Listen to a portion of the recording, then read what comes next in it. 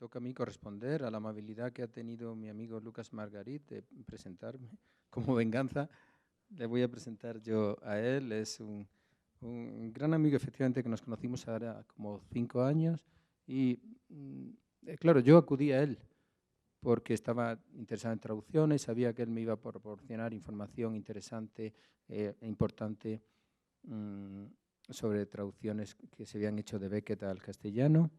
También me interesaban sus propias traducciones. Es decir, que mi interés en conocerlo a Lucas fue por digamos, su bagaje en torno a Beckett, sus publicaciones, su labor en la revista beckettiana, que es un trabajo increíble que ha llevado prácticamente él solo a pulmón durante mucho tiempo y sigue llevando. Y al conocerlo fue descubrir que tenía muchos intereses. Yo digo que es un hombre del Renacimiento, aunque él me corrige y dice que es un hombre de la Baja Edad Media.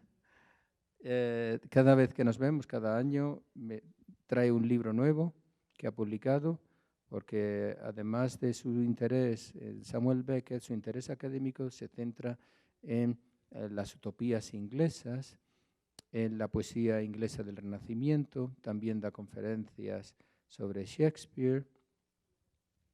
Es decir, que tiene, además de Beckett, muchos intereses. Eso lo fui descubriendo posteriormente.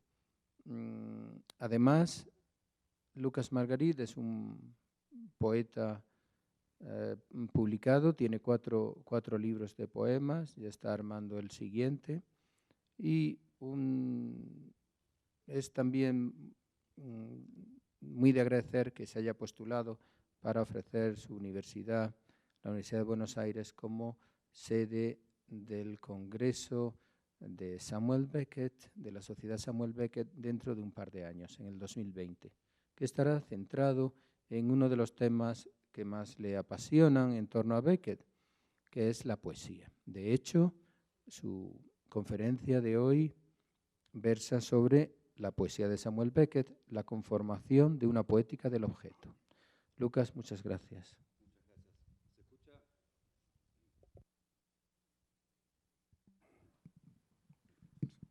Hola, ahí está. Gracias. Bueno, gracias José Francisco por la presentación. Traje para leer justamente parte de una investigación mayor acerca de, mía particular, acerca de la obra de Beckett en relación a las ruinas, en relación a la basura, en relación a las cosas, que forma parte de un proyecto mayor sobre ruinas y vestigios en la cultura y literatura inglesa, un proyecto de la Universidad de Buenos Aires. Siempre me gusta, en el momento de leer a Beckett, entrar en una serie de problemas y que a veces, como él me decía José Francisco, me meto solo en estos problemas, pero me dijo que después parece que sé salir. Espero que esta sea una oportunidad similar. Por lo general, cuando se habla de las cosas, se habla del teatro de Beckett, a veces de la prosa. Y en estos problemas en los cuales me meto, voy a intentar hablar de esta misma problemática en relación a la poesía.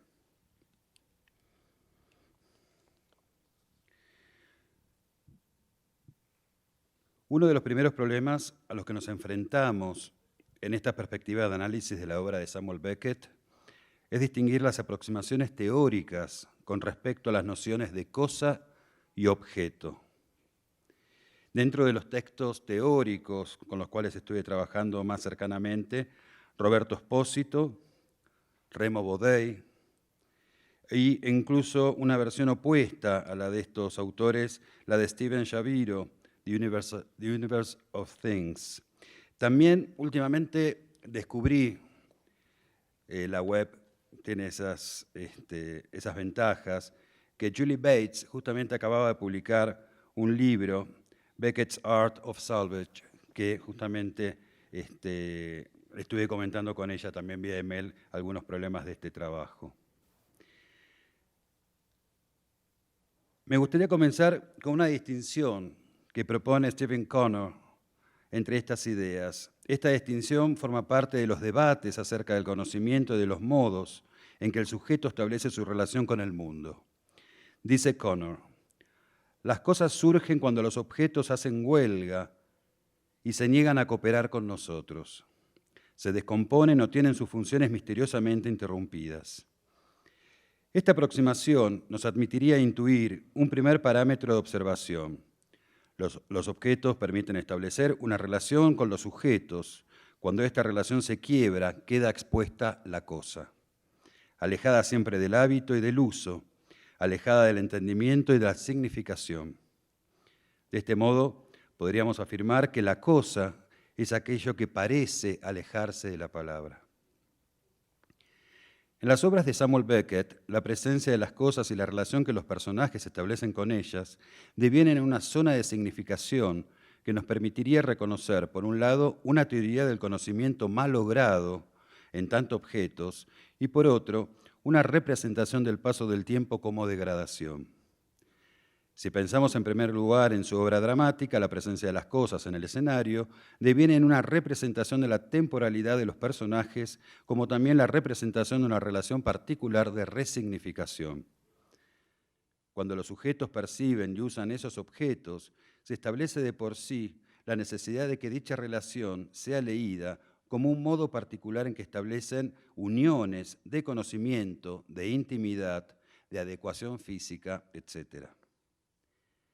Cada una de estas relaciones supone una historia detrás, una historia que no se cuenta o también que se relata fragmentariamente a partir de la presencia de lo corroído y de lo deteriorado, de aquello que aún puede configurar algún tipo de uso o de significado. Si la historia se presenta como un discurso del pasado construido a partir de una memoria discontinua y fragmentaria, las cosas alrededor del sujeto funcionarían como una evidencia concreta y material del paso del tiempo y también del pasado de la perduración. Por ello, esbozan el modo en que el tiempo fluye desgastando tanto al sujeto como a los objetos y también podríamos agregar, degradando la relación entre ellos, representando de este modo un mundo residual. Al hablar de la obra de Beckett, nos encontramos ante una producción tanto narrativa como dramática que va a desarrollar diferentes modos de representación tanto del sujeto como de su relación con el entorno. La presencia de las cosas en el escenario, el modo en que los personajes se las apropian y resignifican, cómo las utilizan, va a marcar un recorrido que llevará a preguntarse por la relación entre el sujeto y su cuerpo, en primer lugar, para luego llevar el cuestionamiento a la relación entre sujeto y mundo. En ese aspecto, la materialidad del objeto en el teatro o las referencias por el lenguaje en prosa servirán de base para pensar y preguntarnos acerca de la representación de la cosa u el objeto en un ámbito más complejo, el de la poesía. En un ensayo de 1948, Peintres de l'empêchement, Pintores del impedimento, Beckett establece ciertas pautas para considerar este tipo de vínculos. Cito, el objeto de la representación se resiste siempre a la representación, ya sea a causa de sus accidentes, ya sea a causa de su sustancia, y en primer lugar a causa de sus accidentes, porque el conocimiento de sus accidentes precede al de la sustancia. Esta resistencia del objeto a ser representado es uno de los motores de la producción beckettiana. De algún modo se traslada también a la pintura de Bram van Velde y se manifiesta en la afirmación del propio Beckett: lo pintado es lo que impide pintar. Entonces, la pregunta con la que comenzamos es: ¿qué es representar una cosa? ¿De qué modo se establece la relación entre cosa, objeto y su representación? ¿No podríamos considerar que toda cosa es representación de sí misma, en tanto cosa en sí, en términos kantianos? La noción misma de representación ya establece una relación particular sujeto-objeto, llevada hacia la visión más radicalizada de la resignificación, que responde, en estos términos, al campo del artificio. Desde la perspectiva que desarrolla Beckett en su obra, la cosa quedaría fuera del alcance de un conocimiento seguro, de una expansión relativa a sus usos y apropiaciones. Por ello anuncia en este ensayo que acabamos de citar un quiebre en la relación sujeto-objeto, siguiendo un patrón que venía estudiando y aludiendo en su obra más temprana, el pensamiento cartesiano y el pensamiento post-cartesiano. En un principio, su poema Horoscope, de 1930, estaría también elaborando un cuestionamiento acerca de un objeto con la pregunta inicial. La voz del poema, Descartes, comienza con aquella pregunta, ¿What's that? ¿Qué es eso? Lo cual nos lleva a considerar una cosa que se encuentra fuera del alcance del sujeto. Es una pregunta recurrente en todo el poema que coloca el énfasis en la duda ante la posibilidad de un conocimiento del mundo material por medio de los sentidos. ¿Es posible entonces conocer el mundo? Según este personaje, el mundo para el sujeto se construye solo a partir de la percepción parcial de una realidad material, ante lo cual cabe preguntarse si el sujeto puede dar cuenta de las cosas que están en ese mundo o si, en cambio, solo nos enfrentamos ante un texto fragmentario tras el cual desarrolla el personaje. Junto a esta pregunta, que desde una mirada cartesiana pareciera ontológica, Beckett coloca el siguiente verso. ¿An egg? Otra pregunta. ¿Un huevo? Esta interrogación remite en forma indirecta al tema del tiempo y la degradación, pero desde un tono humorístico desencadena una serie de cruces en los diferentes niveles de enunciación a lo largo del poema. Un poco más tarde de la escritura de Horoscope, comenzará la lectura de la obra de Arnold Hoylings, el filósofo belga, lo que coincide justamente con la escritura de su novela Murphy de 1938, donde hay evidentes referencias y alusiones a la obra del filósofo belga. Uno de los aspectos que claramente interesaban a Beckett de esta perspectiva filosófica es el quietismo para la conformación de sus personajes, lo que nos lleva a considerar nuevamente qué sucede con el cuerpo y aquel mundo material de objetos que presenta tanto cercanía como interacción.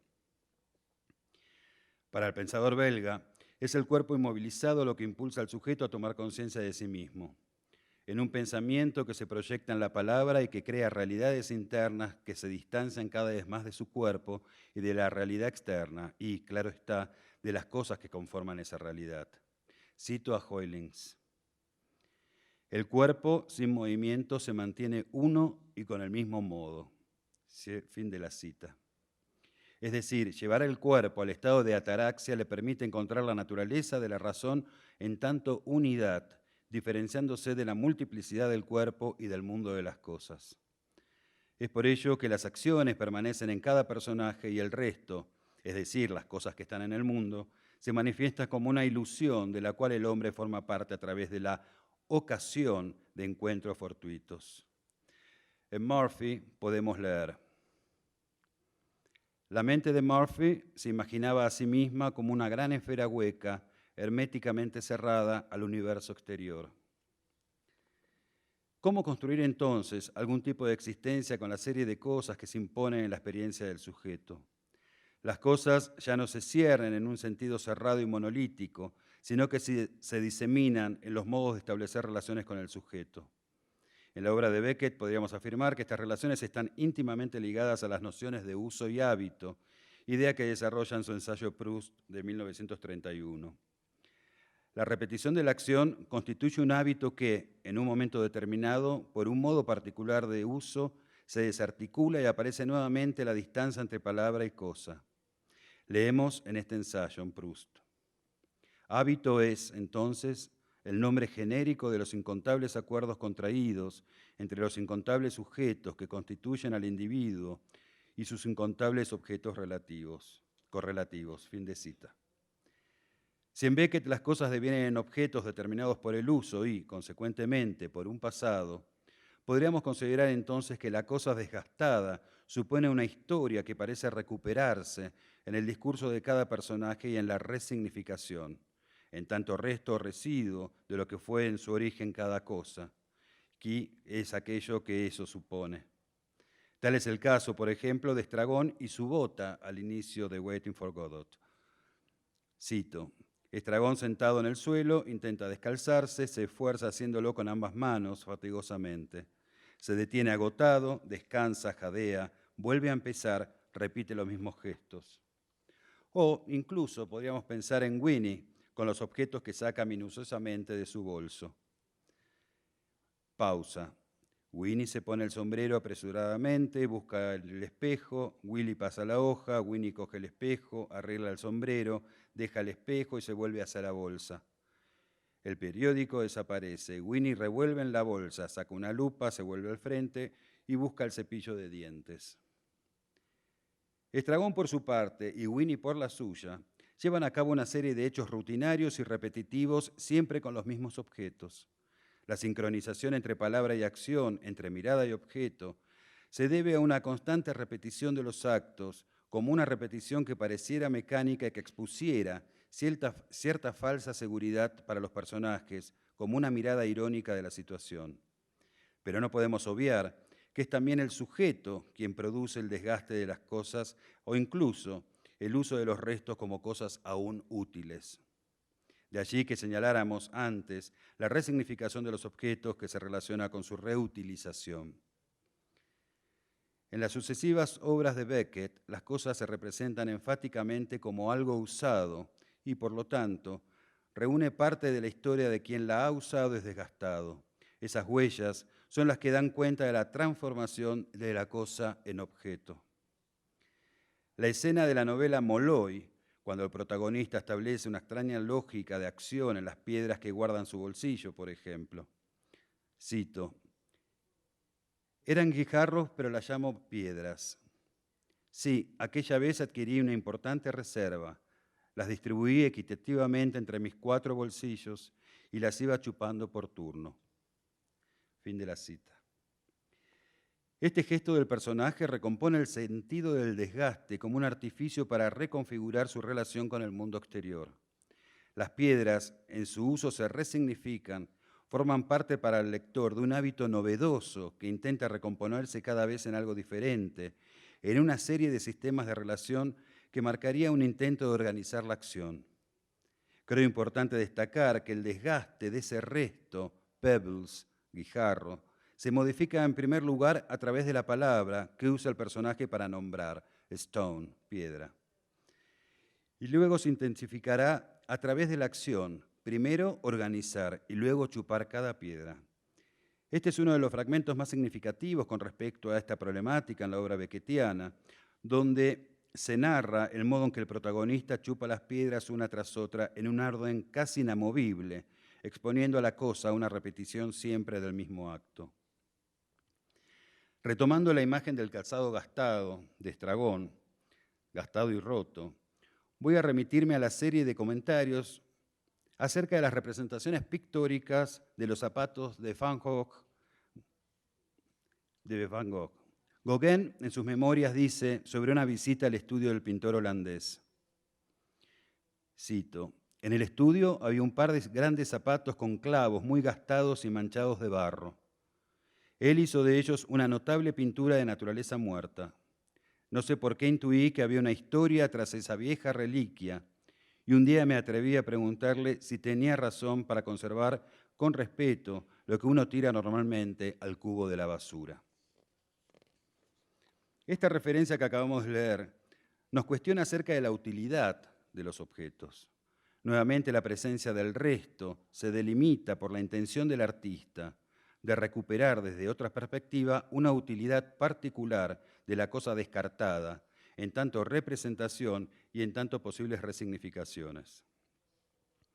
Aquello desechable es lo que utilizan los personajes de Beckett en el momento de aparecer en escena. Desde esta perspectiva podríamos señalar que todos los objetos en Waiting for Godot son desechos, los restos de una sociedad industrial que devino en una sociedad residual. Una obra que afirma la presencia de lo residual es Breath, por ejemplo, de 1969, donde nos encontramos con un escenario lleno de basura. Cito: luz débil sobre escena cubierta de basuras diversas. Los restos son, en primer lugar, escenografía, luego el mundo. Tanto objeto como sujeto son elementos que representan ese estado degradado del cuerpo y de las cosas. Estos ejemplos nos permitirían comenzar o retomar cierta reflexión acerca del modo en que esta problemática se presenta en su poética. Tomaremos 3 poemas más tardíos Dreadnought, un poema de 1974 que apareció por primera vez en los Collected Poems in English and French, y después también Something There, publicado en el año 1975. Y después me animé con un poema en francés, Au Grand Sol de Dents, que publicado en la revista, en ediciones Minuit, en la revista Ediciones Minuit, en 1976. El primer poema, Dreadnought, está formado por 8 estrofas, así como por versos breves y fragmentarios que comienzan a ensayar la repetición de palabras y estructuras sintácticas, tal como ocurría en algunos poemas anteriores como Cascando. Transcribimos las 2 primeras estrofas. I try to read it in English. Head fast, in out as dead, till rending long still, faint steer, and seal the eye, till still again, seal again. Head sphere, ashen smooth, one eye, no hint when two, then glare. Cyclop no, one side, early. Fin de la cita. Voy a leer una versión en español. Cabeza incrustada en una fuera como muerta hasta reproducir extensa quietud, débil temblor, de sellar el ojo, hasta de nuevo quietud, sellar de nuevo. Cabeza esfera, ceniza suave, un ojo sin pista fue, luego fulgor, cíclope, no, un lado, misteriosamente. A partir de este ejemplo, ya puede percibirse el modo en que está estructurado el poema. En este caso, la forma fragmentaria del enunciado permite observar palabras que ya estaban presentes en textos anteriores: la cabeza, la quietud, la percepción visual o la muerte. La cabeza funciona como el paradigma del mundo interior del poeta.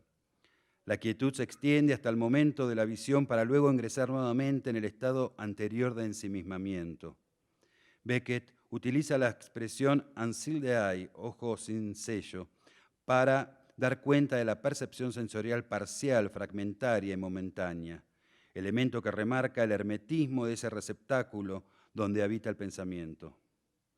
Quisiéramos señalar también que la fragmentación del verso breve interrumpe la continuidad, lo cual podría suceder como una consecuencia en la intermitencia de la experiencia empírica por un lado, pero por otro, como resultado de la naturaleza discontinua del lenguaje. En la segunda estrofa, las líneas quedan interrumpidas, sin llegar a una definición cerrada de los sintagmas. Tal proceso se debe no solo a una experiencia de la percepción que no concluye, sino a la interrupción del enfrentamiento con ese mundo exterior. El término opuesto a fast, still, se repite como un eco de steer, culminando con en la imposibilidad de establecer un estado para ese sujeto representado por la cavidad craneana. Movimiento e inmovilidad se entrelazan en una suerte de ondulación neutra del mundo percibido. El miedo al que hace referencia el título es el temor a la exposición del yo a ese espacio exterior, espacio que pertenece a lo otro, es decir, a la cosa. El exterior emerge como un elemento que interrumpe la inmovilidad del yo poético, el cual se constituye a partir de la oscuridad, es decir, a partir de la no percepción de esos objetos o de las cosas. La línea divisoria, acaso una esperanza de un contacto con el exterior, queda sellada con el fin de mantener el interior fuera de toda posible contaminación o percepción. Por su parte, en Something There se retoma este mismo tópico. Lo leemos. Something there, where, out where, outside, what, the head, what else? Something there, somewhere outside, the head. At the faint sound so brief, it is gone, and the whole globe, not yet bare, the eye, opens wide, wide, till in the end, nothing more shatters it again. So the odd time out there, somewhere out there, like as if something, not life necessarily. Algo ahí, gracias. Algo ahí, ¿dónde? Allá afuera, ¿dónde afuera? Fuera, ¿qué? La cabeza, ¿qué más? Algo ahí por cualquier parte afuera, la cabeza. cuando débil el sonido tan breve se silencia y todo el globo, aún no desnudo, el ojo, se abre grande, grande, hasta que al final nada más se cierra de nuevo. Así rara vez hay afuera, ahí por cualquier parte afuera, como si algo, no vida necesariamente. En este texto nuevamente surgen elementos que ponen en escena la línea divisoria entre la zona interior y el exterior del sujeto. La voz encuentra una especie de diálogo consigo misma y descubre, tras ese desdoblamiento, al otro con quien conversar. De la misma manera que en Dread Night la percepción visual es un tema que se repite en la segunda estrofa, el ojo se abre, percibe, vuelve al encierro y encuentra un espacio que parece más seguro.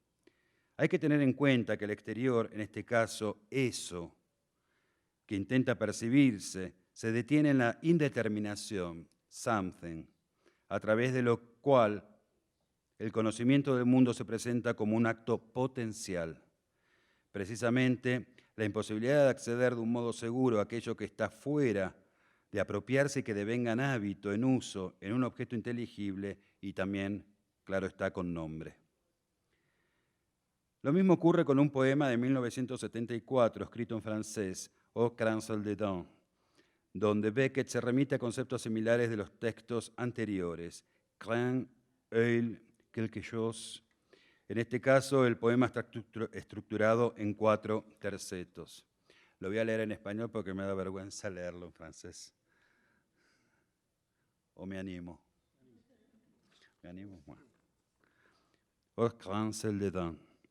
Quelque part, quelquefois, comme quelque chose, grand abri dernier, pris dans le dehors, tel vodka dans la glace, l'œil à la larme infime, se revêt, se recèle, n'y ayant plus rien, ainsi quelquefois con quelque chose de la vie, pas forcément. Fuera del cráneo, solo en alguna parte, alguna vez, como cualquier cosa. Cráneo, último refugio, tomado en el afuera como boca en el hielo. El ojo, a la mínima alarma, se abre enorme, se resella, no hay nada más. Así algunas veces, como cualquier cosa, no necesariamente de la vida. Aquí nuevamente la cosa se presenta sin límites definidos. El primer verso alude directamente a una doble relación con el mundo interior a través de las palabras hors y dedans, manifestando así la indeterminación espacial en que se ubica la percepción que, en este caso, también se vinculará con la vista. Por su parte, el estado de solipsismo que atraviesa este sujeto despersonalizado quitará de escena toda referencia al mundo concreto. De allí que, una vez más, lo que se observa permanece en el ámbito de la indeterminación. Estas condiciones acentuarán aún más la línea divisoria entre dos realidades. La repetición de algunas sílabas no solo realza un posible murmullo que se desarrolla dentro del cráneo, sino que también enfatiza la vacilación, ya que la palabra que aparece con más frecuencia, sola o en forma compuesta, es quelque. En suma, estos 3 poemas repiten la misma situación y la misma reflexión acerca de la percepción incompleta e imperfecta de las cosas que pueblan el mundo exterior. Asimismo, esta indeterminación es la que también permite que el lenguaje se manifieste de un modo fragmentario e incompleto, es decir, no hay ninguna posibilidad de escapar de un movimiento que impide la conclusión del sentido. Como breves golpes, cada verso marca un ritmo que conduce al lector hacia una zona de clara vacilación, donde el sentido se pliega a la indeterminación del significante, alejándose del objeto. Así pues, podemos aprender lo otro, aquellas cosas que se encuentran fuera. Esta es la pregunta que recorre los poemas, de allí el intento por establecer un sujeto que también funcione como el objeto del texto, ya que de este modo las posibilidades de caer fuera de la seguridad que parecería ofrecer ese mundo interior, se terminan derrumbando. Hablar de cosa supone entonces hablar por un lado de la relación con el mundo y por otro de un sujeto que entra en relación con la cosa para acceder al mundo. El modo en que se lleva esta interacción a cabo da cuenta de un modo de concebir lo real, su contexto y también, podríamos agregar, su relación con la palabra. Heidegger señala que la cosa, das Ding, es lo que importa a los hombres. Sin embargo, en la obra beckettiana, las cosas que marcan su presencia no es lo que importa, sino lo escaso que queda y a lo poco que el sujeto tiene acceso desde una posición de quietud, ya sea por ser un personaje con problemas motrices o directamente un personaje que sufre la imposibilidad de alcanzar ese objeto, o incluso también puede tratarse de un problema de percepción del mundo exterior por parte del personaje, que es justamente el motivo de los 3 poemas que tratamos recién. Asimismo, deberíamos considerar que aquello, las cosas, que están en el mundo, en la obra de Beckett, se presentan siempre en estado de deterioro. Por lo tanto, también esto implicará una resignificación de lo que queda descartado. Sin duda, la relación que se establece, limitada, reducida a veces al hábito, básica en su inmediatez, es una relación horizontal entre sujeto y cosa. Se presentan en un mismo nivel de presencia y de acción. No hay referencias a una trascendencia del sujeto a través del objeto en tanto cosa resignificada. Entonces, ¿de qué modo el sujeto toma contacto con esos objetos? Sin duda, por la repetición que, como señalamos antes, se reitera como un hábito. La cosa se presenta roída como un residuo de la experiencia y de la historia, lo cual también remite a la presencia de lo temporal. Por ello mismo, otorgan las cosas historicidad. Desde esta perspectiva, cada objeto remite a una historia, tiene un pasado que el objeto mismo permite entrever, pero que también se oculta detrás de la cortina del hábito y detrás de las acciones del personaje con respecto a ese objeto. Por otra parte, este hábito no permite acceder de manera fehaciente a la cosa, produciendo un mal uso o un uso parcial. Por lo tanto, el conocimiento es también arbitrario. De los propios personajes beckettianos que aparecen en relación a estos objetos, nacen otros interrogantes. ¿Qué es? ¿Cómo es? ¿Para qué es? Conocimiento y utilidad van de la mano en estas relaciones que van armando un entramado en donde los sujetos establecen normas propias para la apropiación y también para su posterior uso. Porque también será otra reflexión la que se presente. Si no puedo conocer las cosas en sí, lo que son, si no pueden percibir fehacientemente ese mundo exterior, ¿cómo establecer una relación de continuidad con esos objetos que entran en el campo de lo que no se puede discernir? En los poemas que recién comentamos, la imposibilidad de discernimiento y el intento de alcanzar algún tipo de conocimiento de lo que está allá es la repetición que anula un posible sentido definitivo del objeto. Las relaciones que se establecen con las cosas son, por lo general, siempre las mismas. ¿Es la materialidad de las cosas la que permite algún tipo de estabilidad en ese proceso de degradación? Porque la solidez de las cosas, en algún punto, también remitiría a la solidez del mundo que rodea a ese sujeto. Recuperar su relación con ese mundo exterior y material, aunque sea una relación fracasada, conduce a los personajes a reencontrar un lugar de acción, un espacio donde puedan situarse y así recuperar esquemas culturales que den algún sentido al hábito al cual nos venimos refiriendo. Por otra parte, también hay que considerar qué se dice de cada una de las cosas que hacen su aparición en estas obras. Son cosas desgastadas que pareciera que han perdido su utilidad, pero sobre las cuales el personaje crea un nuevo hábito, lo cual también tiene la palabra como centro de reflexión. ¿Cómo nombrar aquello que está allí fuera? ¿Cómo poder determinar la palabra que pueda dar cuenta de ello? Con respecto a esto, que no formó parte justamente de la exposición que preparé para hoy, otra parte de la investigación tiene que ver con las teorías de Fritz Mautner con respecto al lenguaje, que como anécdota, al único idioma, yo hasta ahora no conozco traducción ni al inglés ni al francés de la obra de Mautner, pero sí hay una traducción de 1911 al español. Y después había una edición de los años 70 mexicana, de las contribuciones a la crítica del lenguaje. volviendo al trabajo, ¿cómo nombrar aquello que está allá afuera? ¿Cómo poder determinar la palabra que pueda dar cuenta de ello? Podríamos afirmar que el objeto en las obras que comentamos está siempre relacionado con el uso y también el uso es desgaste. Las cosas se desintegran igual que el cuerpo, lo que nos lleva a preguntarnos si no se presenta también la cosificación del cuerpo y del sujeto. En este proceso de uso, repetición y desgaste, la palabra comienza a preguntarse acerca de lo que es percibido y cómo nombrarle. En este recorrido, el último poema de Beckett también nos trae una pregunta. Comment dire, what is the word? De 1989 es este poema. Este poema, a través de una escritura marcadamente fragmentaria, responde a una idea de composición que se caracteriza no tanto por la elaboración de un texto carente de nexos, sino por encontrarse directamente elaborado a partir de un murmullo que no le permite nombrar aquella realidad material que sospecha haber percibido. El desgarro del lenguaje se produce con referencia al mundo exterior, a las cosas que el sujeto no puede conocer. Leamos un fragmento. Voulez-vous c'est, comment dire, ceci, c'est ceci, tú, ceci, sí.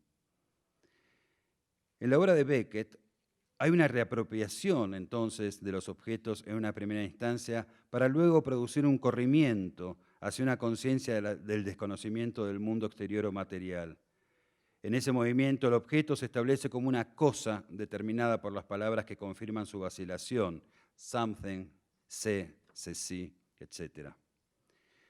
El objeto alterado de su uso cotidiano e inteligible implica un proceso de apropiación que concluye en la consideración de la cosa como alteridad y por lo tanto pone en evidencia la duda con respecto a la palabra que nombra a cada cosa.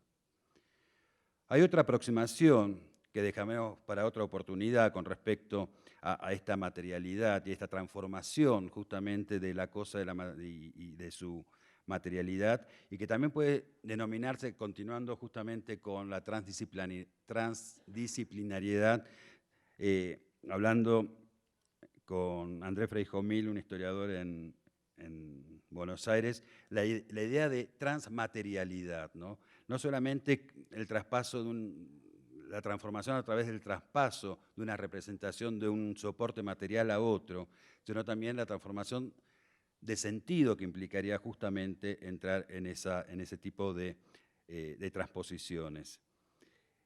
Y decía que hay otra aproximación que se puede dejar para otra oportunidad, que puede resultar interesante en el caso de Mirlitonat, que en la exposición de Dirk van Hule habrán visto algunos de los scraps, algunos de los papeles, la materialidad de los manuscritos que remite a pedazos de papel, de cartón, tickets, etiquetas de whisky, etc.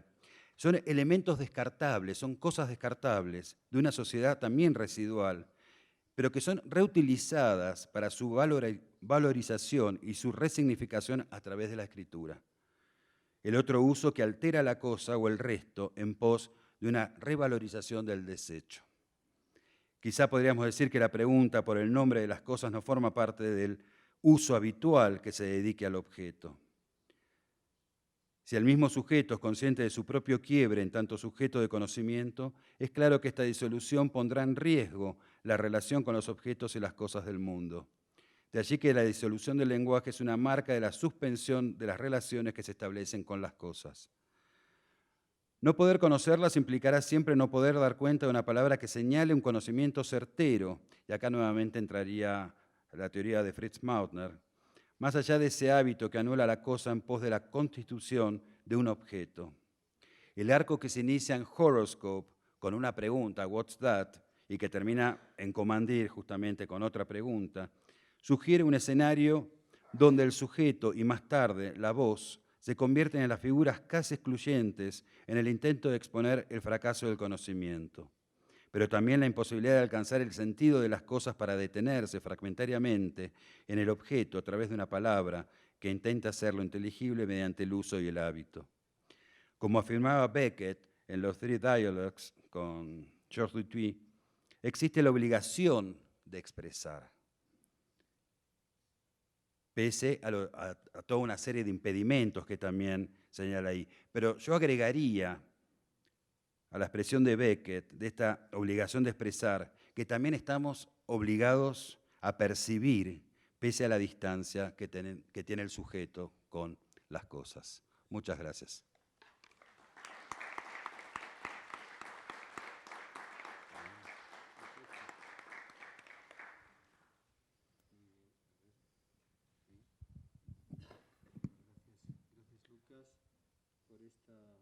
Charla tan fascinante. Creo que podemos abrir un turno de preguntas o comentarios entre el público.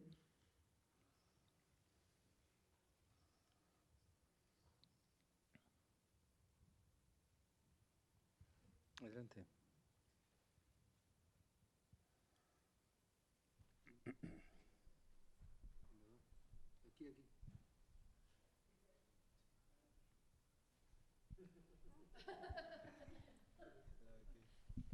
Bueno, dado que estás hablando de, sobre todo en específico en poesía, y pensando desde esta idea de la poesía como una forma muy particular de relacionarse con el mundo, me quedo preguntando si, bueno, tú mencionaste, ¿no? Si nuestra relación con las cosas es a través del lenguaje, en cierta forma, está ya dañada, está ya como rota quizás. ¿Cómo, o sea, cómo entenderías la poesía? O sea, ¿la poesía también ya estaría dañada para Beckett? O Dañada. dañada. O sea, como si esta relación con las cosas de forma poética como que resguardaría, salvaría o incluso solo señalaría el daño que tienen las cosas. Bien. Antes de comenzar la respuesta particular, a mí me interesa, cuando leo poesía, me interesa también pensarlo desde yo como escritor, como escritor de poesía. Y uno aprende leyendo poesía, leer poesía es un hábito. Y yo creo que en el caso de Beckett, entré muy raro a leer poesía de Beckett de muy, muy joven. El primer libro que leí de su poesía fue Mirlitonat, justamente por la brevedad. Lo que me atrajo era justamente esas imágenes, esos golpes que aparecen en el libro y que uno puede pensar con respecto a la brevedad, más allá de la poesía oriental, más allá de los experimentos del imaginismo de Pound o de Hilda Doolittle o incluso de Tablada, para hablar también de un poeta mexicano. Esa brevedad fue lo que me trajo, incluso los herméticos italianos, por ejemplo, Ungaretti, ¿no? Esos golpes, esas imágenes, en el caso de Beckett, creo que están exponiendo justamente esa distancia necesaria y alejada que comienza, según señalaba Foucault en el siglo XVII, entre palabra y cosa, ¿no? ¿Por qué? ¿Qué es lo que está buscando el poeta? ¿Qué es lo que busca Beckett en su poesía y en su obra en general? ¿Está intentando recuperar esa unidad perdida? Obviamente en Beckett creo que no.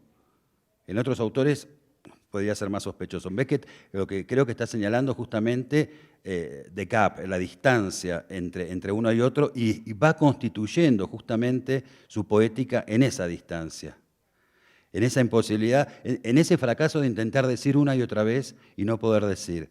Incluso pensando en el bilingüismo de Beckett, yo creo que el bilingüismo estaría enfatizando un doble fracaso. Fracaso en inglés y fracaso en francés, ¿no? Y eso creo que es un intento una y otra vez de intentar, ni siquiera diría comunicar, sino establecer un poema, un texto poético con una naturaleza particular que también se constituye con una palabra dañada. En la German Letter, en esa carta alemana, habla de rasgar el lenguaje del official English, no habla del inglés oficial. Poder desmenuzar y poder incluso ver, como dice en esa carta, qué hay detrás de las palabras, si hay algo detrás. Y creo que la brevedad, la repetición, son ciertos recursos que se reiteran en la obra de Beckett con respecto a esto. ¿Sí? Muy bien. ¿Más preguntas, comentarios?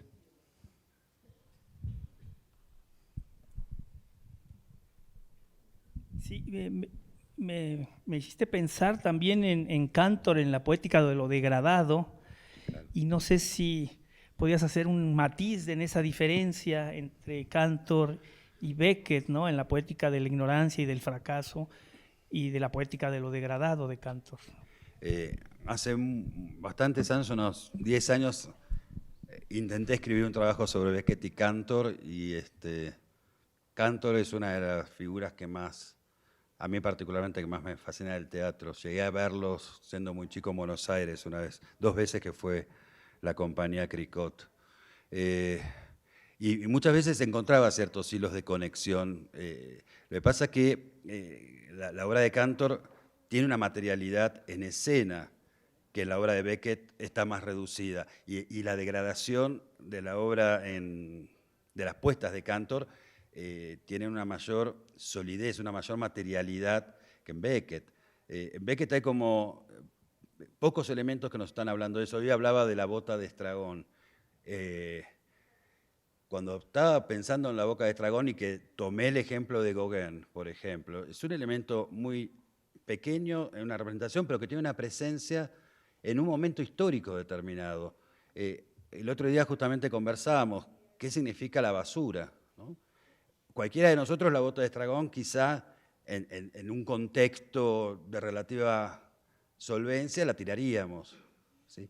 En cambio, en Beckett hay una reutilización también de eso. En el caso de Cantor, hay otra diferencia que me parece importante, es la creación de ciertas maquinarias o ciertos objetos que en Beckett no están. Y aparte hay otra cuestión, y más fundamental, la presencia de esos maniquíes tomados de Bruno Jules, por ejemplo, es la idea, la presencia de lo mortuorio como un cadáver. Una de las preguntas que siempre me hacía con respecto a Beckett, no hay muertos en las obras de Beckett. Quizá Rockabye, la mujer al final. Después, en muchas obras de teatro hay como un acercamiento, pero siempre hay un retroceso. En Cantor está el cuerpo muerto, el maniquí es un cuerpo muerto también, y eso creo que también es una diferencia. Yo creo que los dos de distintas posturas nos están hablando obviamente, de una posguerra, de ese mundo residual del cual hablaba hace un rato también. ¿Alguna pregunta más? Quizá podemos... Si no, a mí me gustaría quizá terminar haciéndote a ti una pregunta. Has hablado en tu charla como investigador, también has mencionado tu interés como escritor a la hora de leer a Beckett. Claro, cada uno se acerca a su terreno.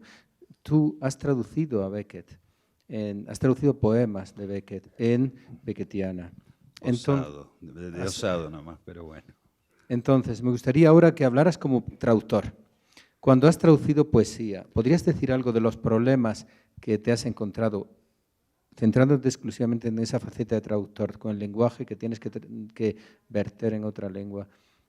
¿Y cómo lo has intentado solucionar? Si puedes hacer algún comentario general sobre esto. A ver, no soy traductor, lo hago muchas veces como un interés personal, como un aprendizaje incluso de la escritura poética. Cuando traduje Miglintonat, que obviamente fue de puro osado, después me dijeron que estaban bastante bien las traducciones, así que me quedé más tranquilo. Una de las cosas que me interesaba de ese libro era, vuelvo a lo mismo, a la brevedad. Yo escribo también breve, y eso me parece fundamental, y poder encontrar en esos poemas el punto exacto de contracción. Y el gran problema, algo que comenté el otro día también, es que el español es un idioma expansivo. Entonces, ¿cómo poder trabajar con esa contracción? He traducido, por ejemplo, como para comparar, esto pedido en una revista catalana, Oden, un poema de Oden. Y yo empiezo, por eso digo que no soy profesional de la traducción, muchas veces empiezo un poema más extenso Y es como que a la mitad de la traducción es como que ya está, no quiero más, pero bueno, tengo que terminarlo, ¿no? Muy beckettiana la situación, I must go on. Entonces, gracias, Lucas. Creo que le voy a pedir a la audiencia que me acompañen a la hora de agradecer a Lucas esta interesante charla. Gracias. Muchas gracias.